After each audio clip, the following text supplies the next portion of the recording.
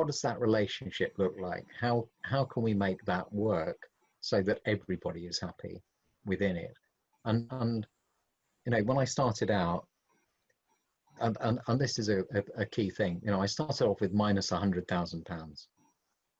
I didn't have any money. So when people say, well, I can't property, Tim, because I haven't got any money, and well, how much haven't you got?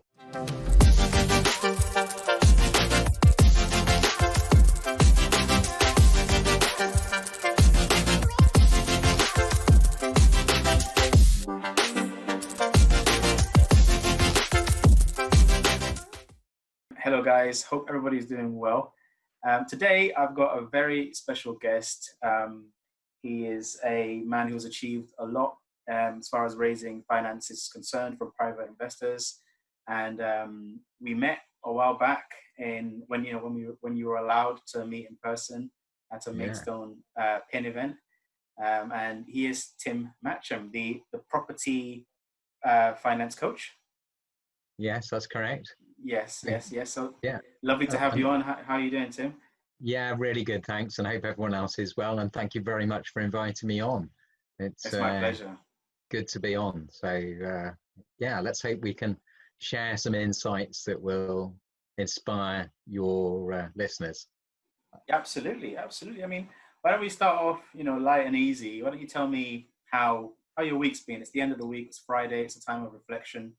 What's been going on for you this week? It's been a strange kind of week, because I guess everybody has ups and downs, don't they? We all go through those kind of swings and moods. The weather. I do a Bible reading class first thing in the morning. Okay. I say class. I just read a Bible. We say a few prayers, and it's really touched a few people in that group, and myself included, this Awesome. week. Yeah, it's just I think sometimes these things come up, kind of creep up behind you, don't they? And when you're least expecting them. And I've had some massive breakthroughs this week of stuff that's been kind of not bothering me, but haven't quite been able to break through for about 3 years. And then all of a sudden, I had a conversation with somebody yesterday afternoon. Yeah. And the penny dropped, and it's like, oh yes, how simple was that? But it took somebody else to kind of point out the obvious. I knew it already, I just wasn't applying it. And for me, that's the power of having a mentor or somebody helping and guiding you, that you can bounce off ideas, stuff that is obvious, but and so with the Bible reading, and with the various mentors and stuff that I have, we're all moving forward together, and so it's been a bit of a roller coaster, but we had a meeting with one of my companies yesterday, and virtual meeting, of course, because we can't yet meet for a real coffee. Not quite there yet now. Not too far away, are we? But I think you probably could if we're outside, if you want to brave the rain. But we've got a strategy that we think will be fairly robust, even if the coronavirus was to revisit us, or we were to get a second wave, or something similar was to happen at some point in the future. And we're looking at rolling that out. And just because we're in a kind of slightly sort of flaky time at the moment, and there's a great deal of uncertainty, that's a massive opportunity to kind of get out there. And I'm always reminded, there's a great book called Think and Grow Rich by Napoleon Hill. Amazing book. I read it almost like once every few days. Yeah. It's something that people should revisit often. That was written at the time of the Great Depression in the mid 1930s in America. And yes, there were a lot of people who faced a lot of hardship at that time, but there were more millionaires created at that time than at any other time in history. So it just shows that. What's the saying go? There's a saying that it says, millionaires are made in recession. I'm sure someone said that. Yeah, you could well be right. Yeah. It'd be interesting to know where that comes from, and if we Yeah. don't know, I'll attribute it to you. So I think it might have been Warren Buffett, but I'm not entirely. I remember a yeah, quote, but I yeah, could be wrong. Yeah. yeah. You've got to be careful. You've got to manage the risk, and understand what you're doing. There was just nothing at the Yeah. end of the tunnel, and I reached out to somebody. Let's backtrack a bit. So Please. yeah, Yeah. I'm really keen to help, by sharing my story, hopefully help and inspire other people who are going through challenging times. And about 3.5, 4 years ago, I was in a really dark place. And when people talk about, don't worry, Tim, there's always a light at the end of the tunnel, and I go, no, it's just Yeah. no You can't light. see it. Yeah. Yeah, Yeah. Yeah. can't see Yeah. any light. There's no train coming the other way. There's just nothing. And I was, yeah, the thoughts that were going through my head do not bear thinking about. They were terminal. And I'm obviously very glad that didn't happen. Absolutely, and I am too. Yeah. So I reached out to get help and support because I knew that I wasn't necessarily going to be able to get through this just on my own. Yeah. And I don't know where the message came from, whether it was from the lady that I reached out to, whether it came from God, the universe, it doesn't really matter. But the message that I got was, Tim, you are good enough to be the light. And that sounds fairly innocuous, and it's not meant in a kind of godlike way. It's profound, But is what it is. Yeah. but what the way that I've interpreted that, and the way that I help my students with this, is that we massively underestimate and undervalue our own skill set, Yeah. our own ability, because things that we do really easily and naturally, we don't put a value on. Mm-hmm. And we think life's got to be hard, and we think that life's got to be challenging in order to push us and there's an element to that. Obviously you've got to push yourself a little bit to grow, but there are certain things which are sensible pushing, and there are other things which are just clearly not. Yeah. And Yeah. I was doing a lot of the clearly not space. And wondering why I was going nowhere. Yeah. I got all this kind of latent success, but actually, in real terms, I wasn't really moving forward, and there were lots of things that were kind of, it seemed to be working against me I understand. at that moment. So literally in that moment, I understood that I needed to take responsibility for me, and that the skill sets that I had were valuable, not just to me, but to a very wide audience. And that Yeah. I could help people, and I could share my passion and enthusiasm and, love of helping people.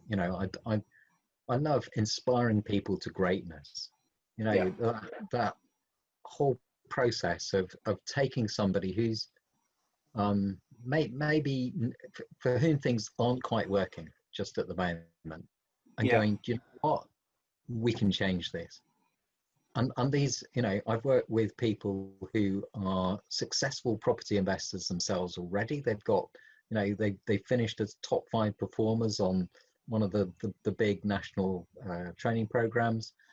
They've been hugely successful in that, but then they've hit a blocker. They've hit a wall. they were struggling to find a way forward. And just by listening to where they were, what they were trying to do, and giving a bit of a steer, they particular family achieved their 2-year goals in less than 8 months. That's amazing. Just by taking away all of the limiting beliefs that they had, they couldn't see out of it. And it takes somebody outside of that sometimes to do it. And once I realized that I had this skill, ability, Yeah. there, my whole life changed.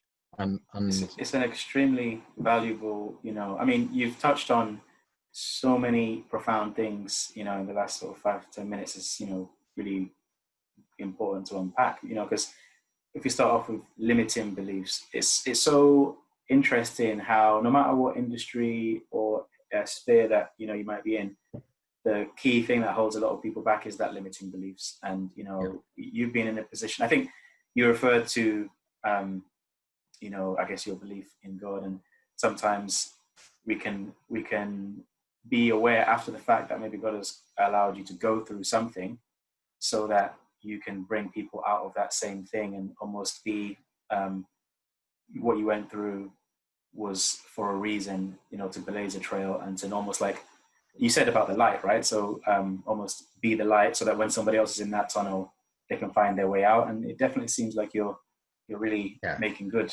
on that. I mean, yeah, really, really, really, really inspiring. I mean, if we were to take a little segue, now you mentioned a little bit about different businesses that you have. Do you mind letting us know what businesses you're involved in? So at the moment, you've been introduced as the property finance coach. So we're obviously aware that there's some kind of property element to what you're doing, but do you want to give us an overview? Yeah. So let's start off with the property investing side first. Yeah. Because I am a property investor. I invest in property. It hasn't all been a smooth journey. In fact, anything but. Some of the early projects that we did provided amazing learning opportunities. Let's just leave it at that. A positive spin on it. I'm reading between the lines there. Yeah, and I take responsibility for the fact that maybe they didn't go quite according to the way that we had thought they might do initially.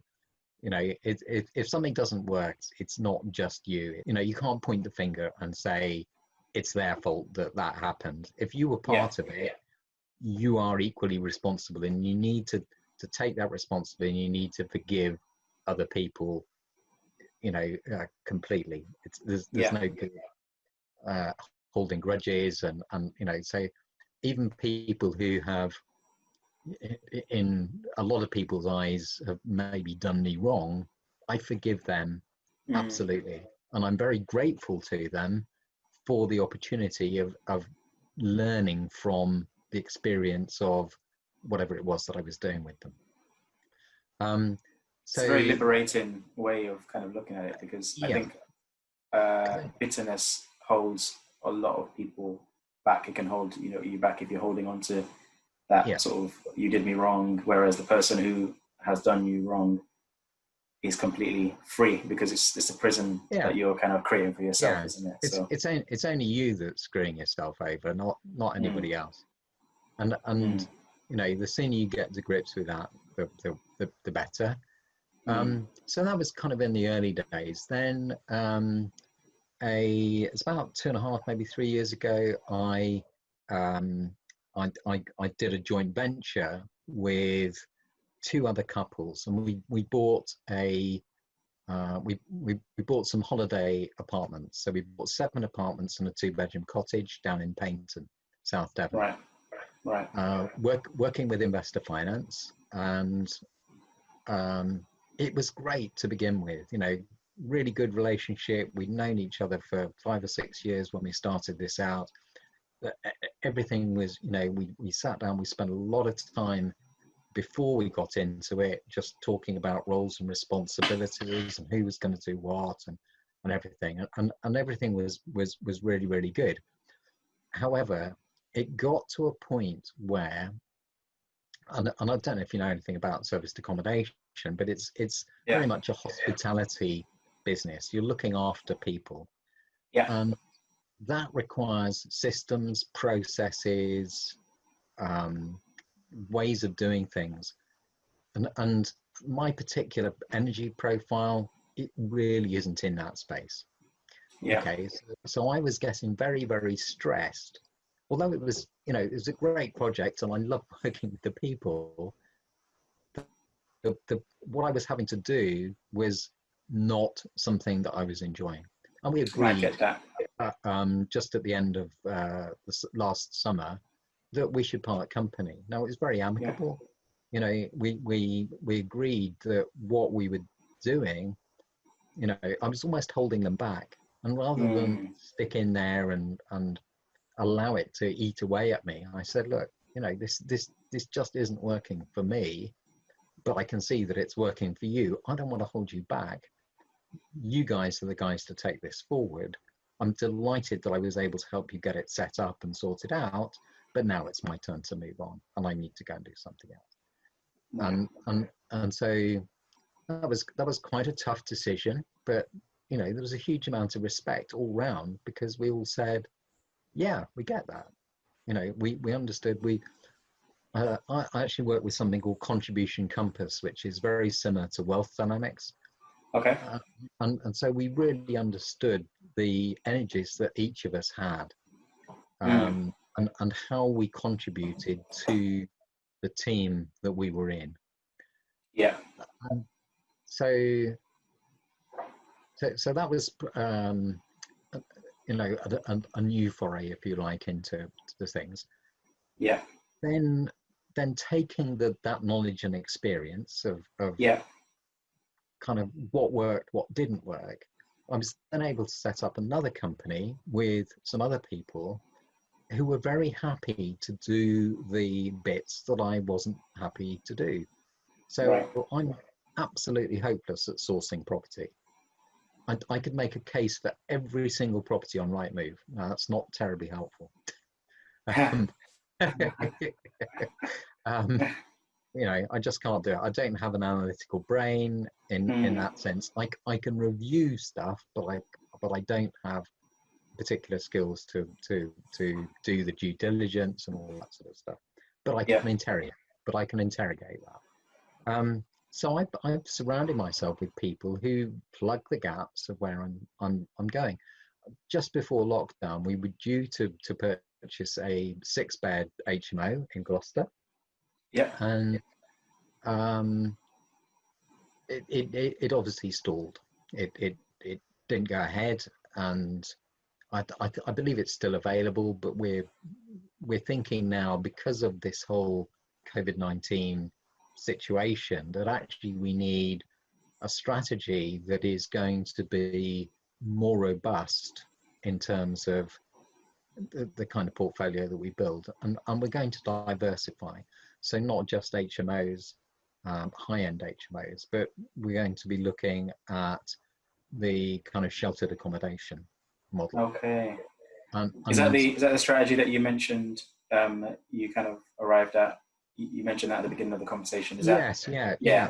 Okay. Yeah. So it you know, it's keeping an open mind. Yeah. And you know, whilst obviously, you know, as a mentor, I encourage people to follow one course until successful, to focus and to, you know, we're at a place now where actually I think it's good to diversify once you've got a solid base. It makes sense. So, you can pivot. And I think everybody in some senses has had to assess strategies as a result of like the last 3 months, you know, COVID, you know, it's kind of rocked everybody's world. So I think diversification is happening in a lot of people's businesses too. Yeah. So the thing is that going into that sector is not an area that we know anything about. So the way that we're anticipating going into it is buddying up, partnering with somebody who does, somebody who's absolutely nailed it, got the connections, got the contacts, you know, and effectively then it becomes a hands-free investment for us. Right. And what sector did you say that was? Well, that'll be in sheltered accommodation, I think it is essentially. So getting families off the street and out of bed and breakfast, and providing council-based accommodation for them. Right. And is that sort of like a guaranteed rent paid for by the council model, or? Yes, yeah, Right. I believe so. So Yeah, right. yeah. So again, it's not something we know anything too much about, but we partnered with somebody who's got a number of properties in this space, who is, we're holding discussions at the moment as to what the model might look like and how we might work it. And it might be that we purchase the property and we offer it on a rent-to-rent basis. Yeah. So we set it up and hand it over to this person to operate as a rent-to-rent. Use their connections, use their knowledge, their experience, and if it works for both parties, great. You've got some options there. Yeah, absolutely. Some work to do. We've got investor finance in ready to go to do that. So it's just a case of thrashing out the numbers, which my team will do, not me. But I will build, help to build the relationships. To make sure all that looks right. Property is a people business. Bricks and mortar don't negotiate. So it's what does that relationship look like? How can we make that work so that everybody is happy within it? And when I started out, and this is a key thing, I started off with minus £100,000. I didn't have any money. So when people say, well, I can't property, Tim, because I haven't got any money, and well, how much haven't you got? Right. Yeah. Next excuse, hit exactly. me with it. Yeah. I had no money. I had no knowledge, no experience. When I first got, I thought investing in property was wandering into an estate agent with a checkbook and saying, "Sell me a property." And when he sold it to me, can he rent it out for me? And it's like, that was my property investing knowledge. A lot of people had that misconception too. Yeah, obviously quite a long time ago, because we don't have checkbooks anymore. But you get the picture. I was naive and a novice, and had, but I recognized that I could connect people who got really good deals with people who got loads of cash, and use my time, which is the kind of third element. If somebody's got cash but they've got no knowledge and they've got no time, what use is that cash? It's just going to sit in a bank or a building society. If they've got knowledge but no cash and no time, that's equally useless. How can they use it? So you need those three elements to make it work. And arguably the most powerful of them is, you can get more cash, you can get more knowledge, you can go and get more education, but you can't get more time. Can't get more time. That's the thing. So it's the most valuable commodity, isn't it? Yeah, and there's a saying, that rich people will spend money to save time. And it's time is a precious commodity. And so to be able to maximize that, I think is really important. And it seems like that's something that you've done really well. And I guess if we were to touch on something that you said there, and it's kind of very much related to your brand name as the property finance coach. How did you stumble? I mean, I guess you've just explained how you stumbled across your skill in the area of connecting one to the other, but like, do you remember at what point you realized that this is something that I'm really good at, and this is something that I can sort of show people how to do? Like, do you remember your first, I don't know if it's the deal, but your first kind of like penny drop moment where you got private finance from an investor? Yeah. Oh, the first one was a classic. And just getting into it, it took somebody else to point it out to me. I couldn't see it, and I think this is one of the key things to message to get across. Sometimes we don't understand the skills that we have, and it helps to have somebody point those out to you. So the first deal that I was involved in I was working with a colleague in Swindon, and we'd found a property, and I say he'd found a property, and I then went out to find the investor. And it was our very first one, and everything was all hunky-dory. It was all going really, really well.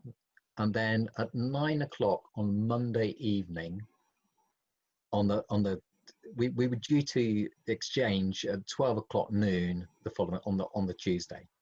9 o'clock that evening, the investor rang me up and said, really, really sorry, Tim, but change of family circumstances. We need the money we were going to invest with you to help support our family. We've got a bit of a crisis going on.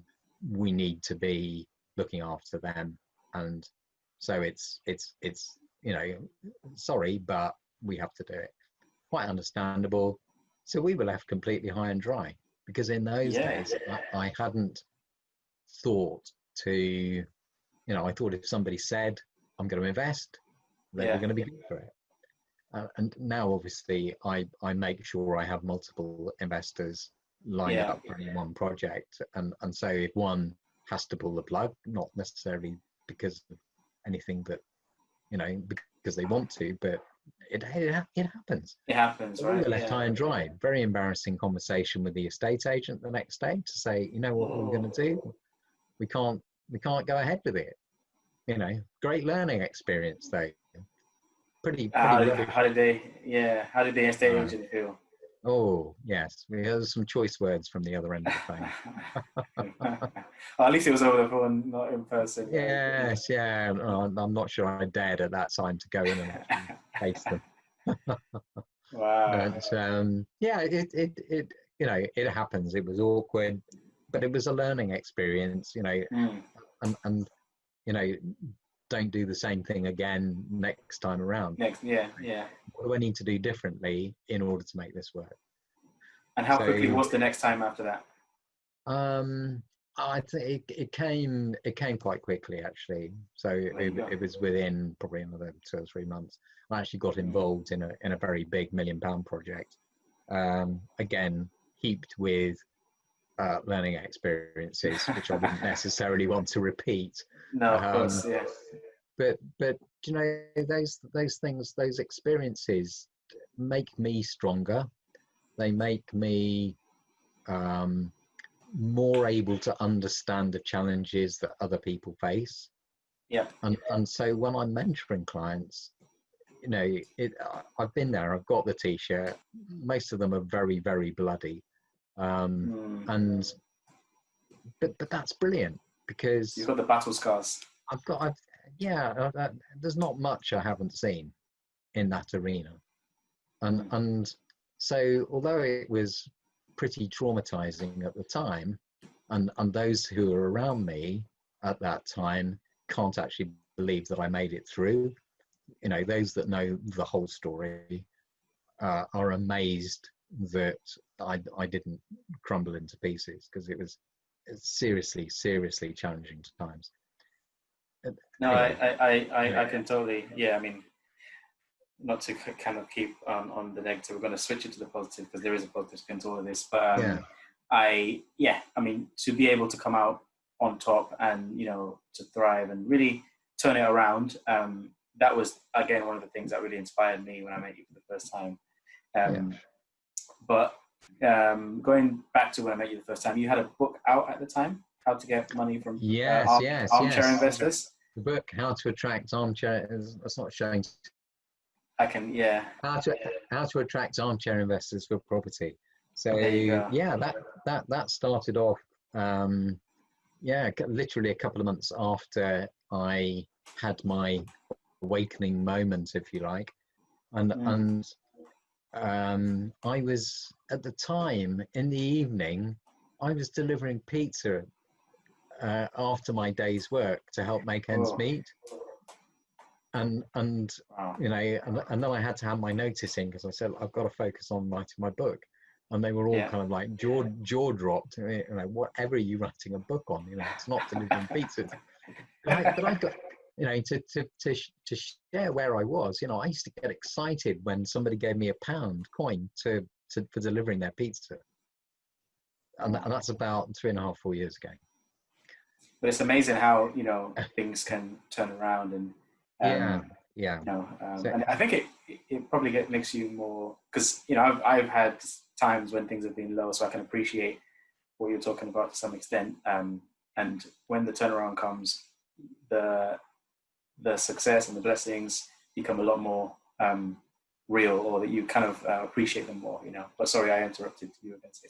Yeah, no, absolutely. And it's having that. Many of the people that I work with have got 90 to 95% of what they need in order to succeed. And all I do is add that 5 or 10%. And that 5 or 10% typically is mindset. And that can change everything. And typically it involves turning everything 180 degrees.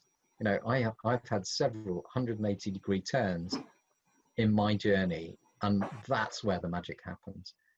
But sometimes, unless you've experienced something that's not working, it's very difficult to then know what is going to work. Yeah, that's true. And if you don't know where broken is, then how do you know when it's how do you know how to fix? Yeah. And so I view all of those, I call them learning experiences. They're massively valuable. They are so important. I genuinely could not be doing now what I do in helping other people and transforming people's lives if I hadn't had those experiences, if I hadn't been on the brink. Yeah, I couldn't be doing it, not with the integrity and the passion and the enthusiasm that I'm able to bring to it. And it's fabulous when you can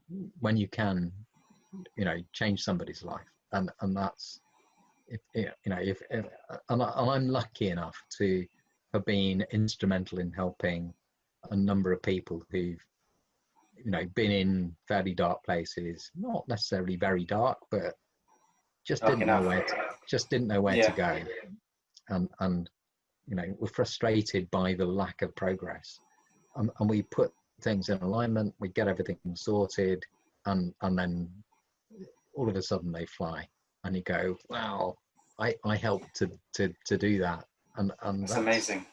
It's so special. I can't tell you. It must be so rewarding. You're changing people's lives, Can't tell you. Yeah. So most of the work that I do with that is on one-to-one mentoring. I have a company, Blue Line Coaching.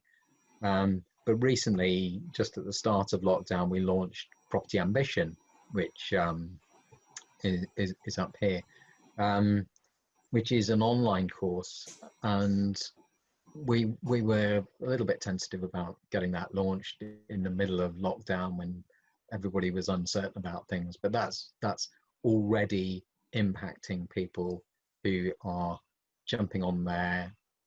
I picked up a message this morning from one of my students who said, I started a couple of weeks ago, I've got 2 investors lined up. Okay, how cool is that? Amazing. Very amazing. So when I first started out, I thought, when I wrote the book and started all the mentoring and stuff, it's like, I know this stuff works for me, but I wonder if it works for anybody else. There's that moment of self-doubt, and I think, my very first client came to me and said, Tim, how do you raise finance? And I said, well, you just do it. Clearly, that's not terribly helpful, is it? Sounds like a response that my dad might give if I ask him a question. Just go and do it. Just do it. That's what I was doing. So you just go and do it. And I had to sit down, and actually that's where the book came in really handy, to stop and sit back and think, what is it I actually do when I'm doing this? What is the process? What's the framework that we can do? And I sat down with a big piece of paper, and I did one of those, what are they called? Mind maps, where there was lots of and stuff everywhere. And eventually something started emerging out of that. And that's really, really good. So much I want to talk about, so little time, but you mentioned Blue Line Coaching, and that triggered a memory, because again, going back to when I met you at Maidstone Pin, you told the Yeah. story of your marathon experience, and I think that's where the name Blue Line came from. But when you told that story, it was very, very, very inspiring, and it really left a lasting impact. I wonder if you could tell that story again. Can share that. Yeah, I'd be delighted to, because it's kind of where my property journey started. I was 50 at the time, and I'd missed out on running the London Marathon the year before. But a friend of ours tragically lost their 10-year-old daughter to asthma, and I wanted to run a marathon, and an opportunity came to run in New York. Now, I don't know my way around New York at all. They paint a blue line from the start line of the Verrazzano Narrows bridges all the way up through I think it's 5 states in New York that you run through. And you know, I just knew that if I kept putting one foot in front of the other along that line, eventually I'd get to the finish line. Now, this had a slight caveat, because I wasn't really fit enough, if I'm honest. I got to the start line. I had a goal. That goal was to get to the finish line in Central Park. And by mile 10, my legs stopped working. Wow. Now, for those of you who know, a marathon is 26.2 miles. So I had 16.2 miles to run with legs that weren't working. There was quite a lot of the rest of me that wasn't working as well, actually. But legs were on a marathon, the legs are the most important bit. So, but there's something like 2 million New Yorkers show up on the sides of the streets to cheer you on and guide you through that. So the thing is that if I just had that goal, which was to get to the finish line, that wouldn't have been enough. I probably would have stopped if that was the only thing that was driving me. But what I had was a greater purpose, and that purpose was to raise money for charity to help, you know, provide equipment to ensure that other people weren't as unlucky as our friend's daughter. And it was that purpose that kept me going, and just putting one foot in front of the other along that blue line. And the thing is as well, because everybody around you knew what your purpose was. You know, you wear a vest with your name on, with the charity that you're running for, and you know, people could cheer you on and support you, and even if they can see you're struggling. And that to me struck me as a really good metaphor for people on their property journey. You know, if you've got a really strong sense of purpose, yes, you need a goal. Yes, you need a goal, but actually it's your purpose that's going to get you to your goal. And if you know where you're going and you've got absolute clarity on what that is, it's much easier for other people to support you. If I just went for a run with a pair of joggers on a plain top, nobody has a clue where I'm running, what I'm trying to achieve, what I'm doing. I'm just another chap out for a run. If I'm on the marathon course and I've got my branded vest and I've got my name blazoned all over it and the reason why I'm doing it, people can cheer and support you. And my goodness, you know, there's a lot of support. Some of the great banners that they had out there was, I love a man with stamina. Black toenails are sexy. And then you get up to the Bronx and it said, don't stop here, you're in the Bronx. It's like, okay, that's all the motivation I need to keep going. It's a lovely sense of humor. You know, it's like, you know, that's Bronx is about 23 miles, so you've got about 3 miles to go. So you are not quite dead by that stage, but getting there. I know wishing you were actually. So amazing. That's so amazing. I mean, the fact that, you know, that sort of purpose and that, you know, why will essentially pushed you to run 16 miles, right? Because you said you had nothing left and time your legs. Yeah. Wow. It really, I get the metaphor, and it is such a powerful message, and I think it's something that a lot of property investors, myself included, can glean from. And I think not just in property, I think in anything that you want to achieve, which is kind of more than yourself, any kind of big goal, that why is really so important. Yeah. So I'm just conscious we have only a few minutes left. It's been such a good conversation that completely lost track of time. I could keep going for another hour at least and give you more value, but I know we don't have time for that. Maybe another time. Yeah, I might not have enough space on the disc now, but okay. So one of the things that I do on this show, considering it's a carpool theme, so I ask car related question. So do you have a favorite car? What's your favorite car and why? Okay, so my favorite Martin. Aston Martin. And that came about through the Goldfinger film back in whenever it was, with Sean Connery. And you had the little model car where the ejector seat pushed out and the number plate rolled round, and I thought, how cool is that? And there was a little bulletproof plate that went up at the back, and I thought, one day I'm going to own a car as cool as that. That's amazing. Put that on your vision and actually, boards. I had an opportunity a few years ago now to. It was on a Friday night, and I was looking on the Aston Martin website, and it said, book your test drive here. And I thought, oh, what the heck? I pushed it, filled in my details, and thought nothing more of it. Anyway, on Monday morning, the girl from the showroom rang me up and said, when would you like to come in and do your test drive? By this stage, I was kind of having second thoughts because, I was delivering pizza at the time. So, I clearly wasn't going to be able to afford to buy an Aston Martin. So anyway, she kept going and she kept going and she kept going. And then one day she rang up and said, Tim, we've got an opportunity to go to the factory. And so you can go and see them being made and you can test drive it there. Are you free on Friday lunchtime in a week or two's time?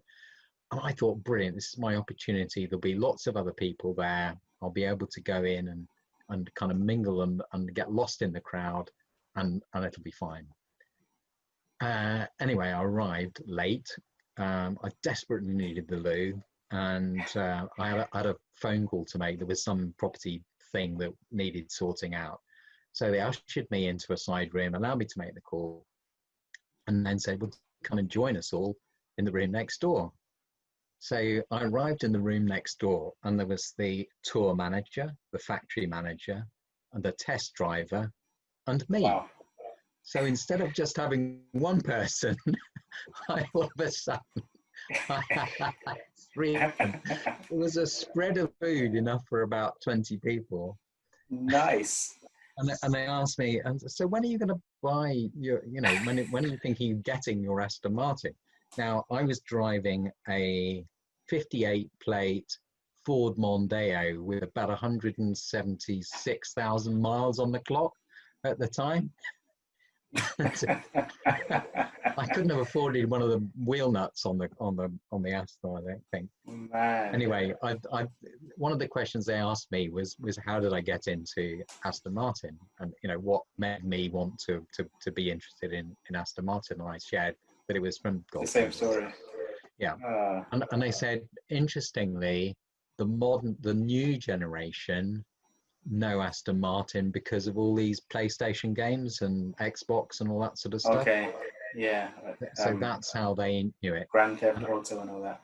I had a bit of a lucky escape as well, because in a life I knew the historian from Aston Martin, and who's sadly passed away, but I was able to kind of talk a little bit knowledgeably about somebody that had worked there and stuff. So I think I got away I got away with it, and I got to test drive the Aston Martin. And you got to test drive. Oh, that's the important thing. I was waiting for that. Yeah, Awesome. yeah. So that was pretty cool. And I tell you what, that is the best answer that I've had from anybody who have asked that question. So very entertaining.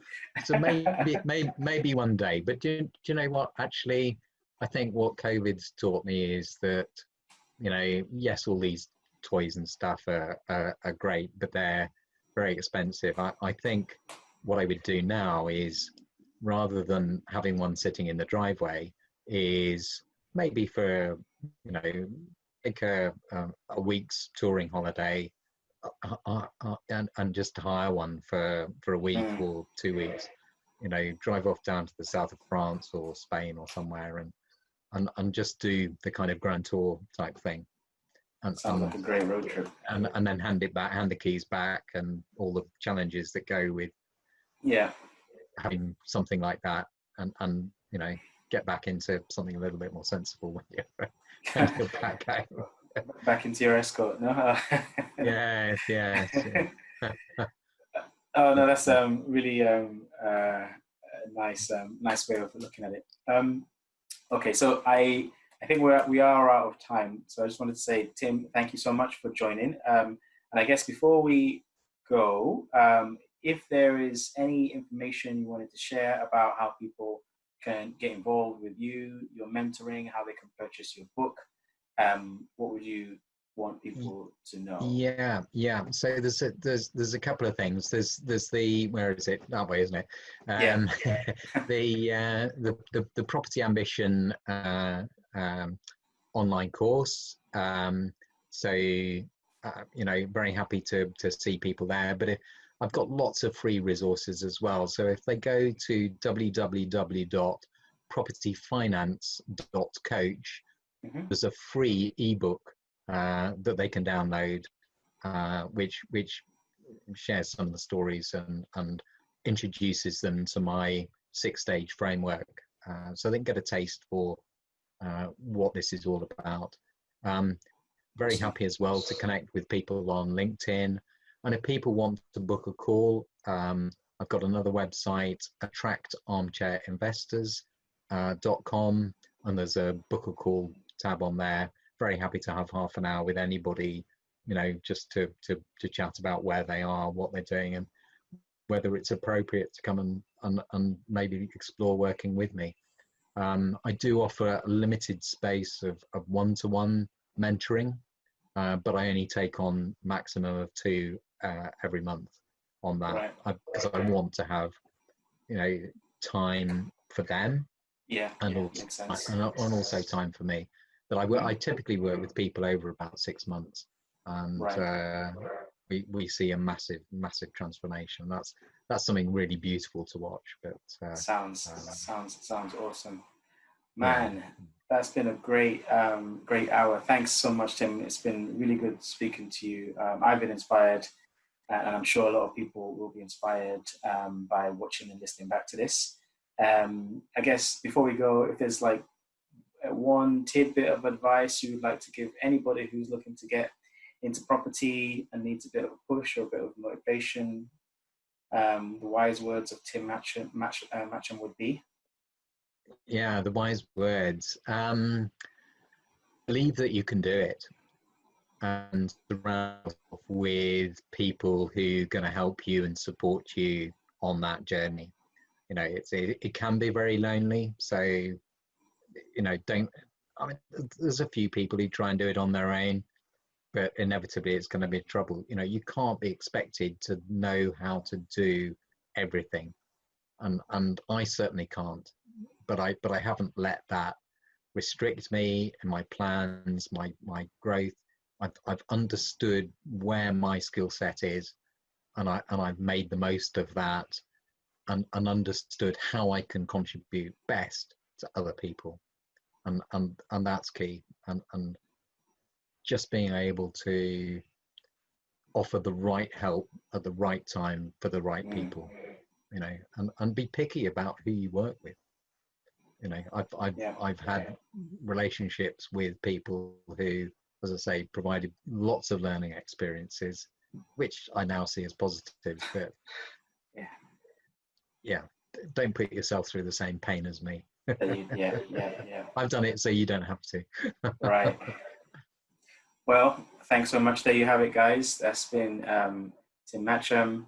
Thank you so much. And, you know, looking forward to speaking to you very soon. Yeah. Take care. God bless.